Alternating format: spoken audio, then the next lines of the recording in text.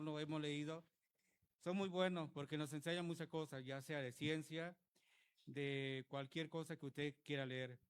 Pero es el único libro que puede cambiar la mente del ser humano y el corazón del ser humano. Hay nada más.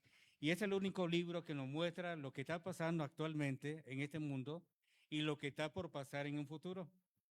¿Sí? Entonces el tema que vamos a ver es cómo se formó la Biblia, así que déme acomodar un poco el micrófono para que me dé tiempo de leer. Yo creo que ahí me escuchan. Sí. Bien. Dice, en el siglo I se escribió en papiro. No sé si algunos conocerán lo que es papiro. Le voy a decir al joven que si me quiere proyectar la diapositiva. Se escribió sobre papiro y el papiro se obtenía de la planta del mismo nombre. En el interior del tallo existía un largo filamento a partir de los cuales se elaboraban los papiros utilizados para la escritura. Eso se utilizó mucho en Egipto, pero también todo lo que es el Antiguo Testamento se utilizó.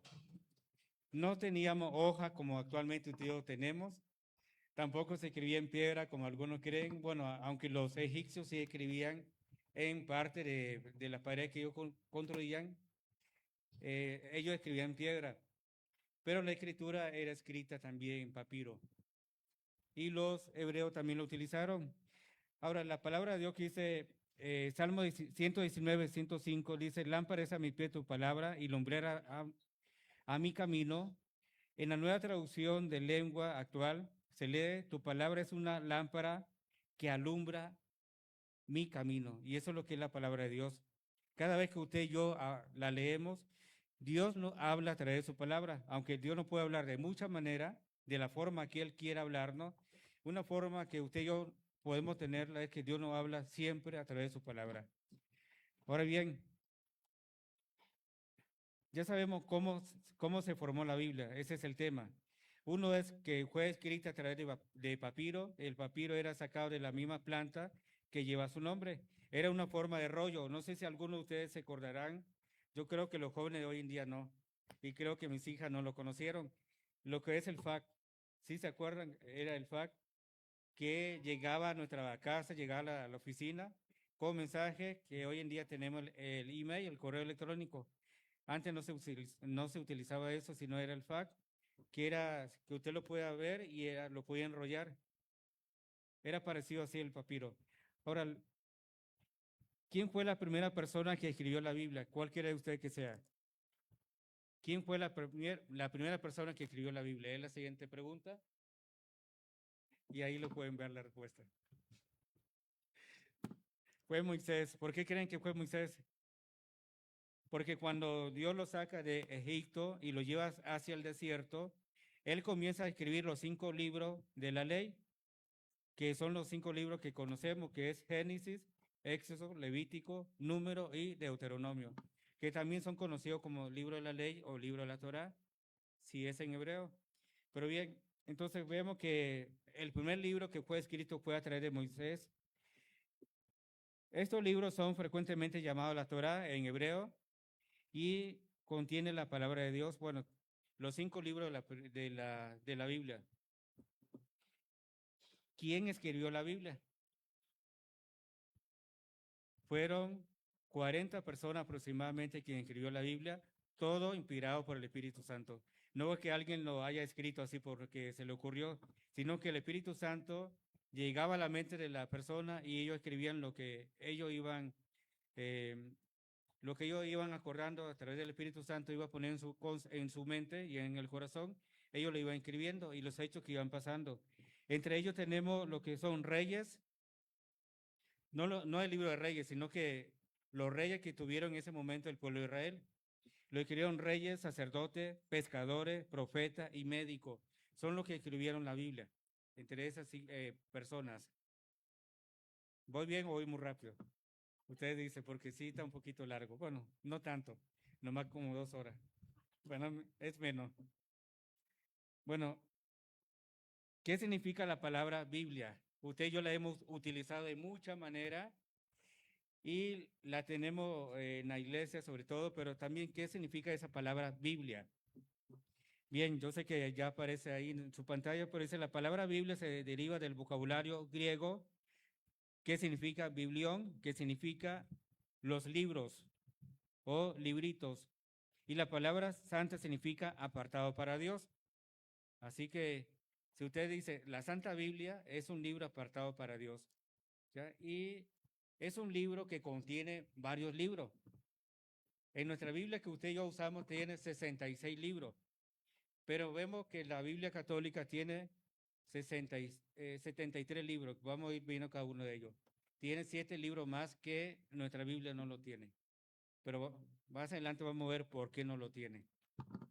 Bien, si hay preguntas, con toda confianza pueden hacerlo, hermano y hermana, o sea, con todo gusto. La siguiente pregunta, nombre que se le dan a la Biblia, lo que usted y yo conocemos. Tenemos la Sagrada Escritura, la Santa Biblia y la Palabra de Dios. ¿Ustedes conocen otro nombre más? Que a mí se me escapa. Repito, la Santa Biblia, la Sagrada Escritura, la Palabra de Dios. Si ustedes conocen otro nombre, con todo gusto nos pueden decir. Ahora bien, ¿cuál sería el mensaje central que tiene la Biblia? ¿Qué cree usted que sea? ¿Hablará de ciencia, de política? Gracias, hermano. ¿Hablará de guerra, de ciencia ficción, de historia? ¿Cuál sería el mensaje central de la Biblia? Así es.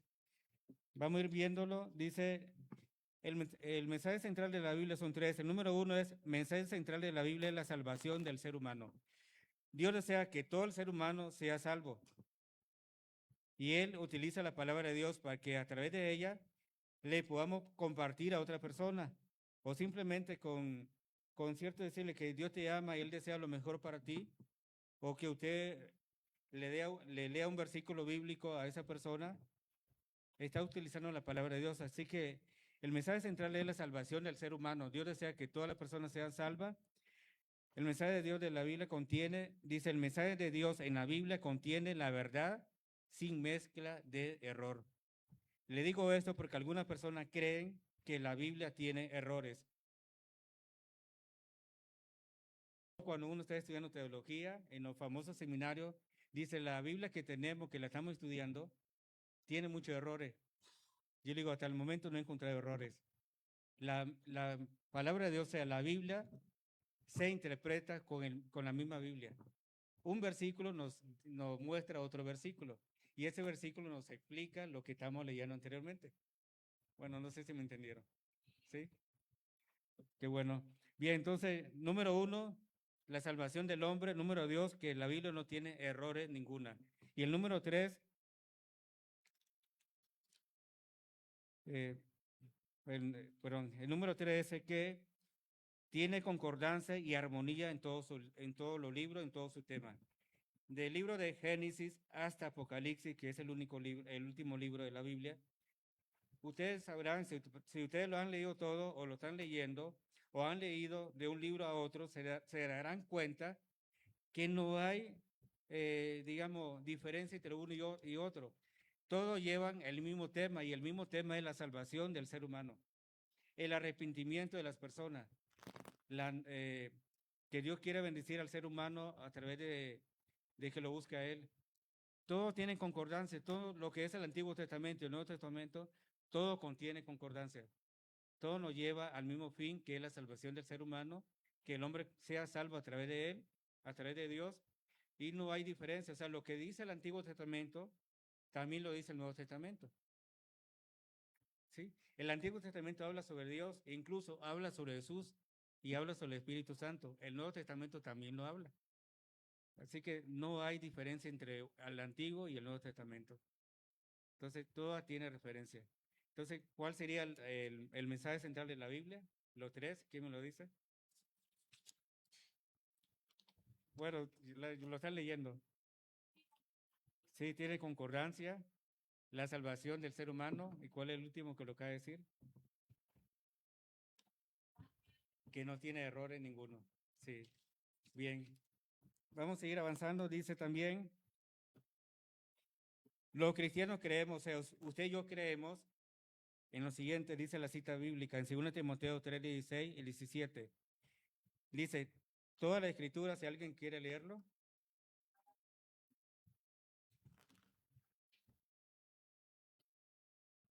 Otra vez, hermano, porque yo casi no lo escucho. ¿Qué dice? Usted lo puede leer también en su Biblia para que vea que es igual.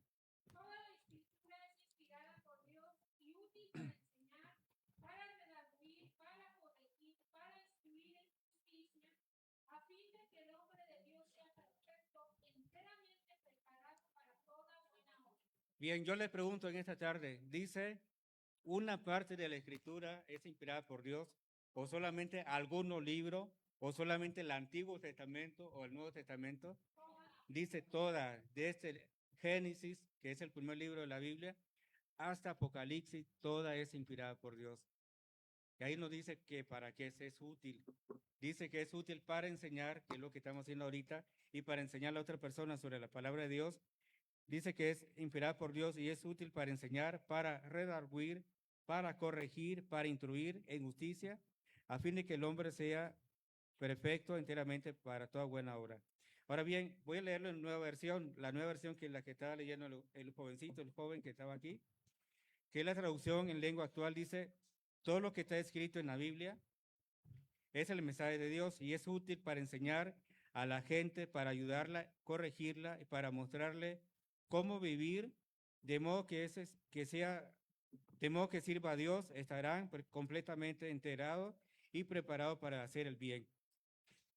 Así que toda la Biblia nos ayuda a corregirnos nuestros errores. Cuando yo la leo, y estoy seguro que usted también la lee, nos va a dar cuenta si cometimos algún error o no, o que la Biblia llama pecado. Si me estoy desviando de la palabra de Dios o me estoy desviando de lo que Él me enseña a través de su palabra o no.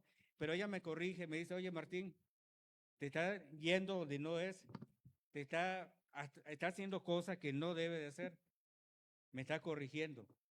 Y cuando yo la estoy estudiando también, ella me enseña que el único camino a la salvación, a la vida eterna, es Jesús, no hay otro.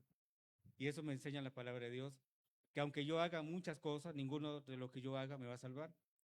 Que la salvación, la única, está en Cristo Jesús, quien murió y resucitó por mí. Nada más en Él, eso me está enseñando.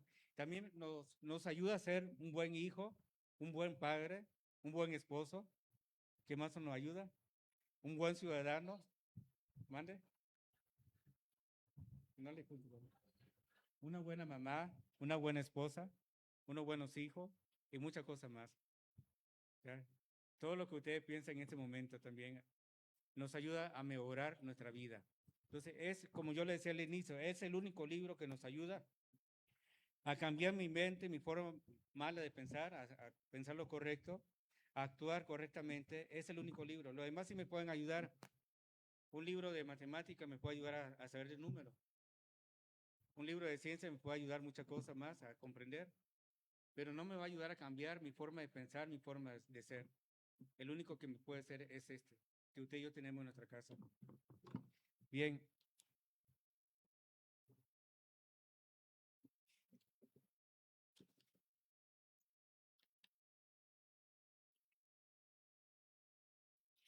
También tenemos la otra cita bíblica que está en Hebreo 4:12, si ya lo proyectaron.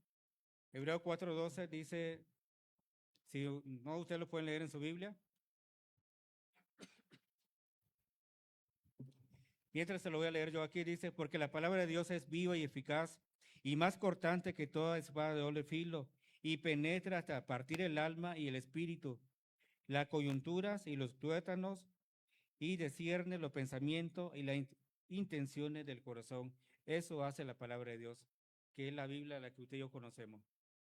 También la traducción en lengua actual dice, si me la ponen por ahí, por favor. La traducción en lengua actual dice, cada palabra de Dios pronuncia, tiene poder y tiene vida. La palabra de Dios está más cortante que una espada de doble filo y penetra hasta lo más profundo de nuestro ser. Ahí examina nuestro pensamiento y deseo y deja de claro si son buenos o son malos. Eso hace la palabra de Dios. la que usted y yo tenemos en nuestra casa, la que debemos siempre de leerla. Mira, hoy en día existen muchas versiones e incluso existen diferentes colores. No sé si usted ha leído la Biblia de que le llaman Biblia arcoíris, donde cada cita bíblica está con diferentes colores. ¿Ya? O la de MacArthur, que aparece un buen comentario bíblico en cada cita, cada versículo. Hay mucha Biblia que usted y yo podemos leerla y a veces la tenemos en nuestra casa, pero también hay otra Biblia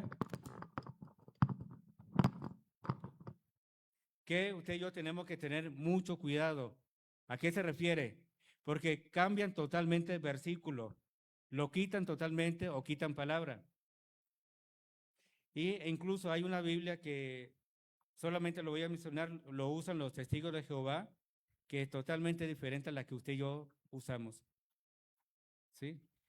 Mire, no sé si me hará tiempo, pero más adelante, en otra ocasión, le voy a hablar que todas las versiones que existen actualmente son buenas, porque nos ayuda a entender mejor de un versículo a otro, nos aclara. Si usted lo lee en la versión Reina Valera 1960 y luego la lee la versión actual, que la que estoy usando también, se va a dar cuenta que se comprende mejor. Es la misma, se entiende mejor, pero hay otra que totalmente quitan versículos. Y eso más adelante, si me da tiempo, se lo digo, si no sería en otra ocasión. ¿Cuál es la Biblia que quitan versículos? Que sobre todo quitan la palabra sangre, y la sangre es una palabra muy importante porque a través de la sangre de Jesús, que fue derramada por nuestro pecado, nos dio vida eterna y nos limpió de todo pecado. Quitan esa palabra sangre y eso no está correcto. Y otra cosa que ellos quitan. Pero bien, vamos a seguir avanzando. Permítame que no haya cómo poner ese micrófono, si no lo tengo que poner en la mano.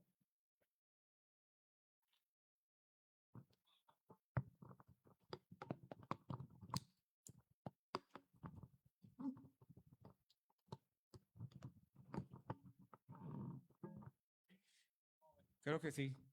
Ahora sí, ¿sí me escuchan? Ok. Muchas gracias, hermano. La Biblia es una recopilación de textos que en un principio eran documentos separados en forma de rollo, o como yo le decía, papiro, que fue escrita en el idioma arameo y hebreo, que el primer libro que fue, o sea, el primer documento que fue escrito, que contiene varios libros, se llama la Tanaj, tal vez un nombre todo raro. La Tanaj es un libro hebreo que contiene 24 libros. Es parecido a la Biblia, pero la Biblia hebrea. La Tanaj tiene 24 libros. Para los judíos se divide en 3 categorías. La primera es leyes o enseñanza, que se llama la Torá. El Nebeín, los profetas. Ketubín, los escritos. Ellos contienen 24 libros. Actualmente, la Biblia hebrea no reconoce el Nuevo Testamento. ¿Por qué creen ustedes que no lo reconocen? Porque ellos no aceptan que Jesús es el Hijo de Dios, el cual vino a esta tierra a salvarnos y darnos vida eterna. Ellos solamente tienen el Antiguo Testamento actualmente. No creen que el Nuevo Testamento sea válido para ellos. Sí, por eso ellos tienen nada más lo que son los del Antiguo Testamento. En ese momento la Tanaj tenía 24 libros. Hoy ya agregaron los otros libros más. Y la otra Biblia que fue traducida del hebreo y del arameo fue la Septuaginta. ¿Sí han escuchado hablar de ella? Que también se escribía en el número romano, que era la LXX 70. Primera Biblia traducida del hebreo y arameo al griego, koinoné, que contiene 46 libros, que se divide en 3 categorías. La primera categoría es los libros históricos, libros proféticos y libros poéticos. Y esos eran 46 libros. Y deben explicarle algo. ¿Ustedes creen que ya estaba incluido el Nuevo Testamento en la Septuaginta? ¿Qué piensan ustedes? Lo que ustedes piensan, aquí todos estamos aprendiendo, hermano.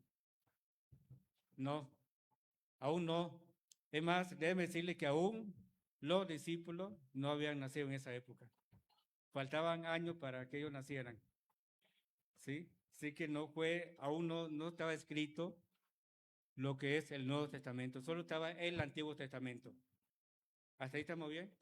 Entonces la Tanaj, que es para los hebreos, los judíos, tiene 24 libros y la Septuaginta tiene 46 libros, todo del Antiguo Testamento. ¿Sí estamos bien hasta ahí? Bien, en el concilio de Jania, en el año 900 después de Cristo, la Iglesia Católica aprobó 7 libros, que era lo que yo le decía, llamados canónicos, que está en el Antiguo Testamento. Está incluido en la Biblia católica, pero no está incluido en la Biblia cristiana ni en la Biblia judía, porque son considerados como libros históricos y no inspirados por el Espíritu Santo. Tanto en la Biblia judía, que es la Tanaj que ellos tienen, como la Septuaginta, bueno, como la cristiana, que es la que ustedes tenemos, no tiene esos 7 libros. Y esa es la diferencia que hay. No sé si ustedes le han dicho, a mí en lo personal me han dicho, es que la Biblia que ustedes usan, o sea, los cristianos, es diferente que la que usamos nosotros. No hay diferencia. La única diferencia es que ellos tienen 7 libros más que la nuestra no la tienen. Y son los libros históricos, libros que no son inspirados por el Espíritu Santo. Esa es la única diferencia. Pero tanto la Biblia católica, si ellos leen el Antiguo Testamento, la mayoría de los 66 libros los tenemos nosotros. Ellos también lo tienen. Si ellos leen el Nuevo Testamento, tienen los 27 libros que tenemos nosotros. Me estoy hablando de la Biblia católica. Nada más que ellos le agregan 7 libros más que nosotros no lo tenemos, que son libros históricos que no tienen que ver nada con que sean inspirados por el Espíritu Santo.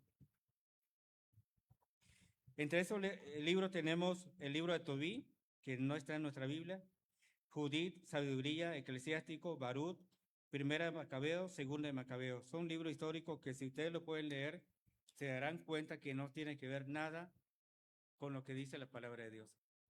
Y esa es la única diferencia que hay entre la Biblia católica y la Biblia cristiana, que es la que usamos nosotros. No hay otra más. Es la misma palabra de Dios. Si usted lee Mateo en la Biblia católica, también lo puede leer Mateo en la Biblia cristiana. Pero si usted busca en la Biblia cristiana los libros apócrifos, no lo va a encontrar. No lo tenemos ni en la Tanaj, que es la Biblia hebrea que hay. Aquí viene otra pregunta, dice, ¿cuántos años después que Jesús subió a los cielos se formó el Nuevo Testamento? Ahora sí, estamos hablando solamente del Antiguo Testamento. Ahora, ¿cuántos años tuvo que pasar para que se escribiera el Nuevo Testamento y fuera incluido en la Biblia? Tal como usted y yo lo tenemos. ¿Cuánto creen que se pasó? Recordemos que 5 años, 500 años, bien, ¿quién da menos? Muy bien, un poco menos. Bueno, mire, fue un proceso de años. Fue un proceso de años que se escribió el Nuevo Testamento, bien. La composición del Nuevo Testamento se fijó poco a poco en los primeros siglos del nuevo movimiento. La lista más antigua que se compone data del año 170 después de Cristo. O sea, se fueron formulando los libros del Nuevo Testamento poco a poco y la más reciente fueron 170 años después de Cristo se fueron formulando libros. ¿Y recuerdan quién escribió más libros en el Nuevo Testamento? Pablo, así es. Pablo escribe 13 cartas. ¿Sí? Muy bien, entonces 70 años después que Jesús subió a los cielos, se iban formando el Nuevo Testamento. La lista de los 27 libros que usted y yo tenemos del Nuevo Testamento fue publicada originalmente por Anastasio de Alejandría en el año 370 después de Cristo, claro, y consagrada como adecuada en el tercer concilio de Cartago en el año 397 y fue publicada totalmente en griego. ¿Sí? Ahora sí, tanto el Antiguo Testamento como el Nuevo Testamento, todos estaban en griego. Era problema para poderlo leer, a menos que tuviera que estudiar hebreo o griego. no estaba traducida al español ni en otro idioma, eso fueron después. Así que recordemos que en el año 370, en un concilio de Alejandría, fue publicada el Nuevo Testamento, pero confirmado en el concilio de Cartago en el año 397. Ahora bien, ¿alguien me podría decir cómo se forma un concilio? Eso nada más lo tiene la Iglesia Católica, no lo tenemos nosotros. Nosotros tenemos asamblea, convenciones o reuniones pastorales o de pastores. Los concilios lo forman la Iglesia Católica, que ellos nombran al Papa con los cardenales de todo el mundo. Se reúnen en un país y ahí ellos formulan leyes que son para todo el mundo, sobre todo para la Iglesia Católica. Entre ese concilio salió la adoración de María, que no está en la Biblia, y otros dogmas que ellos tienen, que no tiene que ver nada con lo que dice la palabra de Dios. Ellos se reunieron y llegaron a un acuerdo publicar eso. Incluso salieron y lo digo con mucho respeto, a María se le llama virgen, la virginidad de María. Eso no tiene nada que ver con la Biblia, ¿sí? Eso fueron ideas que ellos publicaron y lo formaron como una ley a nivel mundial. Y se dio siempre en un concilio que ellos formaban. Ahora bien, entonces yo le decía, el Antiguo y el Nuevo Testamento, todo estaba escrito en griego en ese momento y en arameo y en hebreo, toda la Biblia. ¿Quién fue la persona que tradujo del griego, del arameo y del griego al español y a más idiomas? No escuché, perdón. No le escuché. Sí, muy bien, hermana. Muy bien, así que vamos a ir viendo.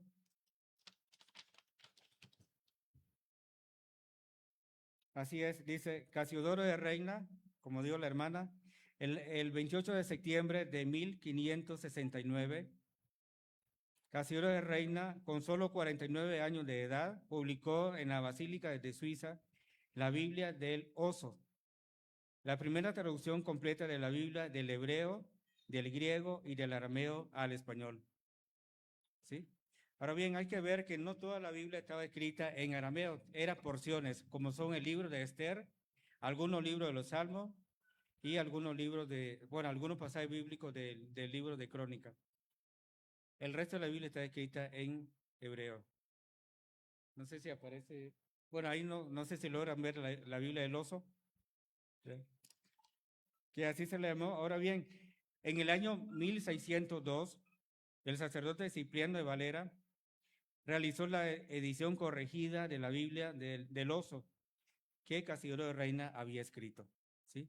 Por eso, si usted ve en la Biblia que tiene la Reina Valera 1960, en la primera hoja aparece antigua versión Casiodoro de Reina 1569, revisada por Cipriano de Valera 1602, y otra versión en 1862 y 1909.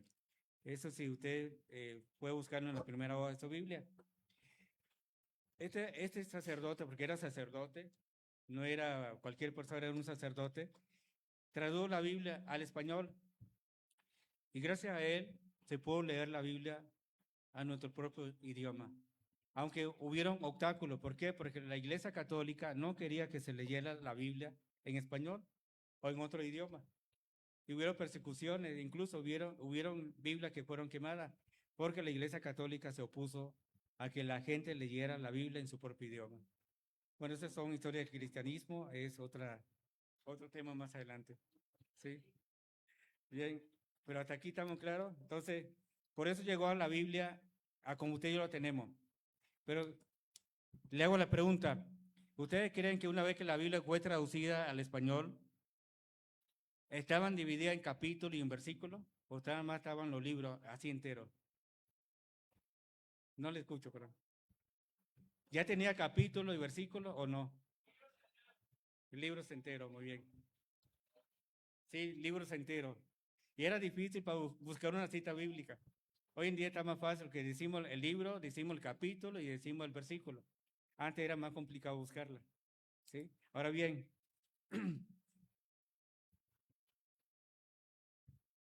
Primero vamos a ver quién ordenó los libros de la Biblia, porque también era ver quién iba ordenado, quién iba el primer libro, el segundo libro, el tercer libro, cómo se dividió un profeta mayor y profeta menor, el libro, eh, perdón, histórico. Cada uno de ellos fue ordenado. Así que en el concilio de Hipona, en el año 393, en el que se decidió el canon o lista de libros oficiales que fue entregada el Antiguo Testamento. Según la lista que había sido propuesta por el concilio de la Odisea en el año 363 y por el Papa Dámaso I en el año 382. Entonces, en ese concilio llamado la Odisea en 363, se ordena la Biblia tal como usted y yo la tenemos, como la conocemos, el Antiguo y Nuevo Testamento. Y que no hubo problema en ese momento, porque tanto la Iglesia Católica como la Iglesia Cristiana lo aceptaron, tal como está ordenado. Los primeros 5 libros de las leyes, los libros históricos, los libros proféticos, vemos que tenemos los salmos, los proverbios, fueron ordenados de esa forma, y el Antiguo Testamento, pero en ese concilio. Ahora sí, ¿quién añadió los capítulos? ¿Qué creen ustedes quién fue? No sé si alguien sea. Los capítulos que hoy en día tenemos, capítulo tal en nuestra Biblia. Dice que, permítanme, déjenme decirle, la división de la Biblia en capítulos se debe al clérigo, no sé si aparece ahí. El que sigue, por favor.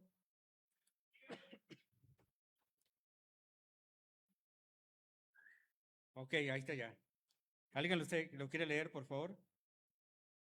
La división de la Biblia en capítulos. La división de la Biblia en capítulos se debe al clérigo inglés Stephen Langton, que tiempo después llegó a ser arzobispo de Canterbury, la letra en que encontraba a los ingleses cuando era maestro de la Universidad de París. ¿Qué le parece? Esa persona que creo que nos ayudó mucho a todo el mundo, fue el que hizo los capítulos de la Biblia, tal como usted y yo lo tenemos. Libro tal, capítulo tal. Ahora falta algo, los versículos. Ya estaban hechos los capítulos, que fue un gran trabajo que esta persona hizo. Me imagino que se llevó varios años haciéndolo. Pero también más adelante, en la siguiente diapositiva, ¿quién añadió los versículos? ¿Sí aparece? Sí, ahí está. Bien, ¿alguien de por acá le queda leerlo? ¿Quién dice yo? También puede ser hermano o hermana.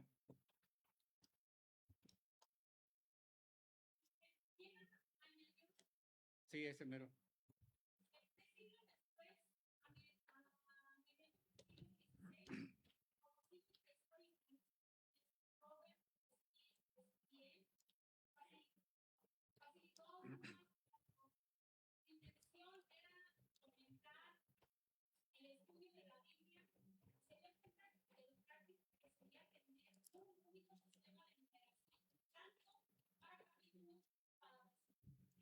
Bien, ¿qué le parece, hermano? Estos dos hombres nos facilitaron, incluso Casimiro de Reina también nos ayudó mucho, porque pudimos leer la Biblia en nuestro propio idioma, ¿sí? Y déjeme decirle algo, la versión Reina Valera 1960, no la hago propaganda, es la que está más pegada del hebreo y del arameo. La otra traducción está muy buena porque nos ayuda a entender mejor. Yo le decía, hay muchas traducciones muy buenas, que usted y yo nos ayuda a comprender mejor lo que quiere decir un versículo o un capítulo. Pero estas dos personas también nos ayudó a dividir la Biblia en capítulos y en versículos, porque si no, imagínense cómo haríamos para buscar un libro, una cita bíblica, se nos complicaría mucho. En lo personal yo digo que sí, no sé ustedes, ¿sí? Ahora bien, yo leo una cita bíblica, me gustaría que usted la leyera ahora que ya podemos buscarla fácilmente. Lean por favor Juan capítulo 5, versículo 39. Juan 5, 39.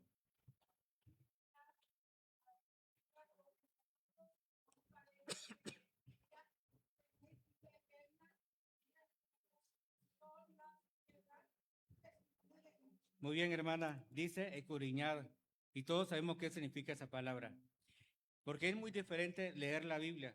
Usted y yo la podemos leer como leemos el periódico, leemos un libro, leemos una revista, leemos una propaganda que está por ahí, pero ¿será lo mismo que escudriñarla? No, no es lo mismo. Así es.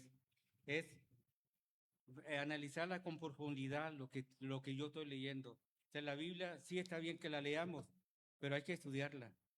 Y sobre todo, yo le decía, ponerla en práctica. Qué bueno que usted y yo tenemos la Biblia en nuestra casa, y yo creo que así es. Pero ¿de qué me sirve a mí si yo tengo la Biblia y no la leo? ¿Me va a ayudar mucho? No. No. Y pregunto, ¿quién está hablando aquí? Está hablando Jesús. Jesús, está diciendo Jesús, Dios, claro. Dice Jesús, escudriñad dice, escudriñad la escritura porque vosotros os parece que en ella tenéis la vida eterna. Como yo le decía, en ella está la vida eterna. Ellas son las que dan testimonio de mí. O sea, ellas dan testimonio de Jesús, el Hijo de Dios, y nos muestra lo que Él hizo por nosotros y lo que Él quiere que hagamos por Él y lo que Él quiere que nos salvemos. ¿Sí? El que está hablando es Jesús, el Hijo de Dios, nuestro Señor y Salvador. Él está diciendo, escudriñar la Escritura. Está diciendo, lean la palabra de Dios, estudienla, busquen más sobre ella. ¿Ya? Es lo que Él desea. Dice, escudriñar la Escritura es la clave para no caer en falsa enseñanza y mantenernos firmes en la palabra de Dios. Y es algo muy claro. Mire, si yo no leo la palabra de Dios o solamente la leo, pero no la voy a escudriñar, o sea, no leo con profundidad, ni medito en ella, ni analizo lo que yo estoy leyendo, si solamente la leo, alguien puede venir con una falsa enseñanza, con una falsa doctrina, y como no estoy preparado teológicamente, puedo caer en la trampa de esa persona. Si me voy a entender. Sí, hermano.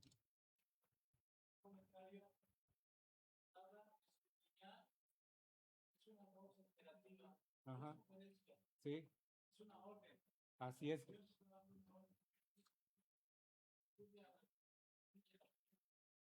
Y la está dando nada más Jesús, el Hijo de Dios, no cualquier persona. O sea, no está tampoco ni un discípulo, no lo dijo Juan, no lo dijo Pablo, no lo dijo ni nadie, lo dijo el Hijo de Dios, el que vino a esta tierra a salvarnos. Él está diciendo escudriñad. Y sí, correcto, es una orden que está dando. No es una súplica, no es un ruego, no es que si quiere, si puede, si tiene tiempo. Dice escudriñar la Escritura. Porque dice, porque está la vida eterna y ellas dan testimonio de mí. Ahora, ¿qué tenemos que hacer? Todo, porque aquí vamos todo. Escudriñar, leer, porque es un mandato. ¿Sí? Yo le decía, de nada me sirve a mí tener la Biblia en mi casa, en diferentes versiones, si no la leo, bueno, si no la escudriño, si no busco su significado más profundo, lo que Dios quiere que yo haga por él, por la demás persona y por mi familia. De nada me sirve tenerla nada más por tenerla. Y la última cita bíblica está en Hechos 17:11. Creo que también aparece ahí. ¿Sí? ¿Quieren leerlo? Con todo gusto, hermano. Hechos 17:11. ¿Quién dice yo? Bueno, allá atrás, ¿quieren leerlo?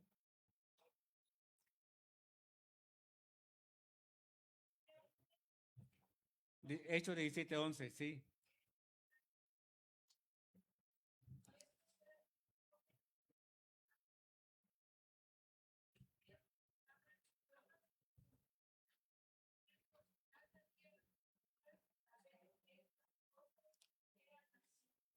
Y eso es lo que usted y yo, hermanos, debemos de hacer. Ese es nuestro deber como creyentes, como cristianos que somos, escudriñar la palabra para ver si lo que me están diciendo está pegado a la Biblia o simplemente son ideas de esa persona. E incluso si está en la Biblia, hay que ver si realmente me está explicando cómo es o está poniendo su propia idea. Déjeme decirle lo siguiente, si yo estoy leyendo un versículo y no leo lo que Dios quiere darme a entender, sino que lo leo lo que yo quiera que se lee, está mal. Dígame.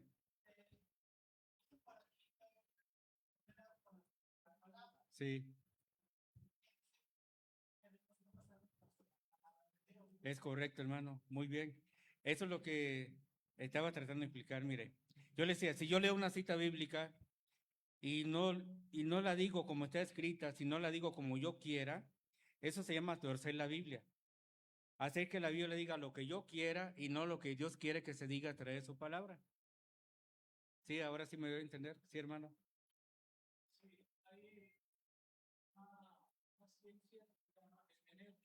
Hermenéutica bíblica.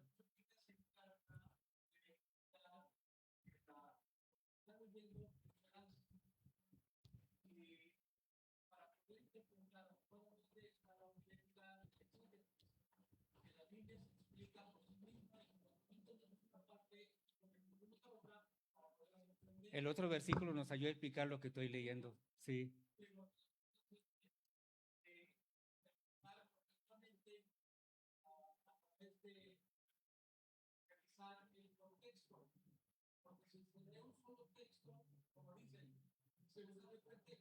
sí, para hacer lo que yo diga. Sí, sí,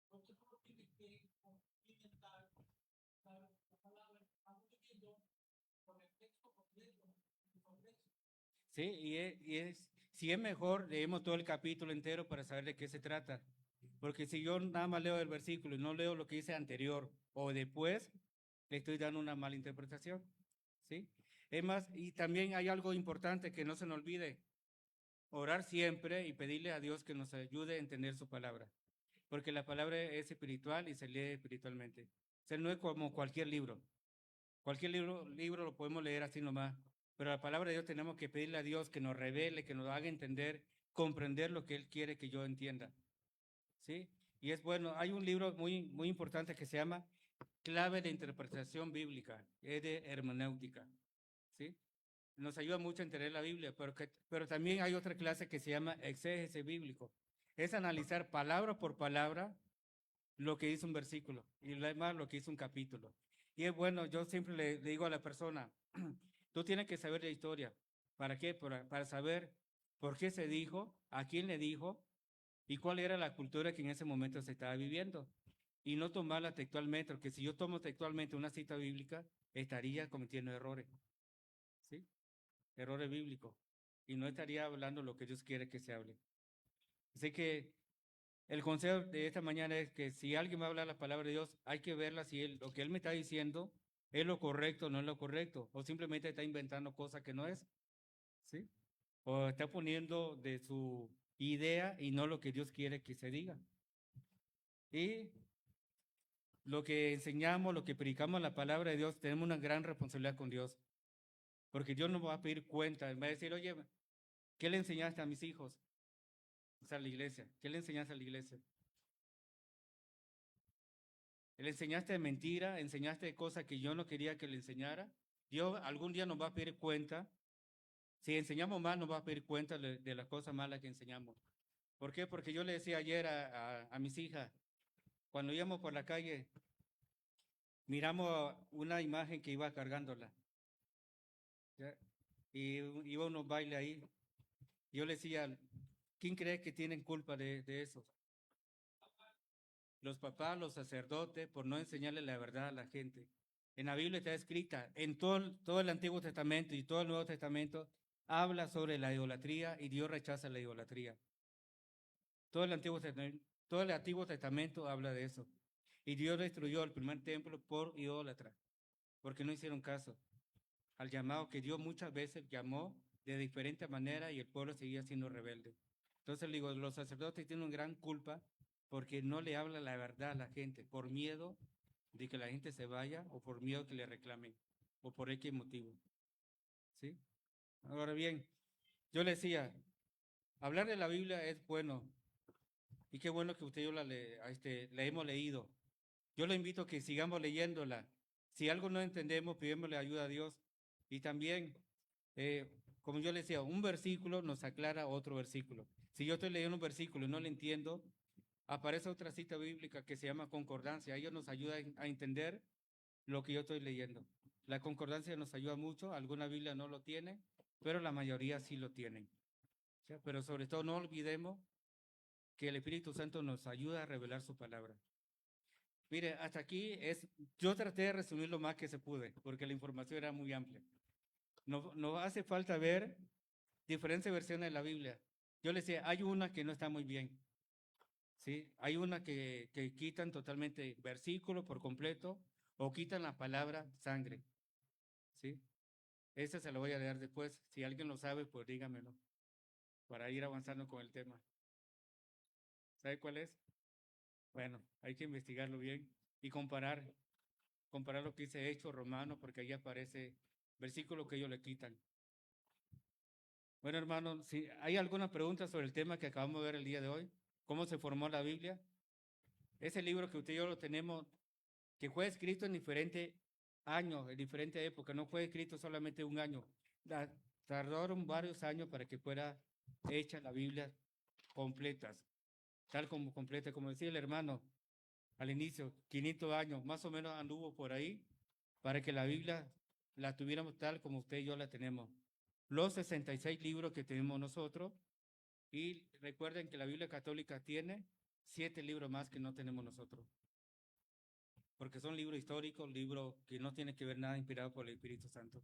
Tienen algunas, yo nada más tengo una sugerencia. La sugerencia es que, como nos dice la última cita bíblica, ¿recuerdan? Lo que acabamos de leer ahorita. Sí. Así es. Así como la iglesia del Nuevo Testamento hacían, que lo que los discípulos andaban enseñando, la gente que iban creyendo en Jesús iban viendo si era verdad lo que iban diciendo. Ahora bien, yo les pregunto, ¿qué escritura? ¿Será el Nuevo Testamento o el Antiguo?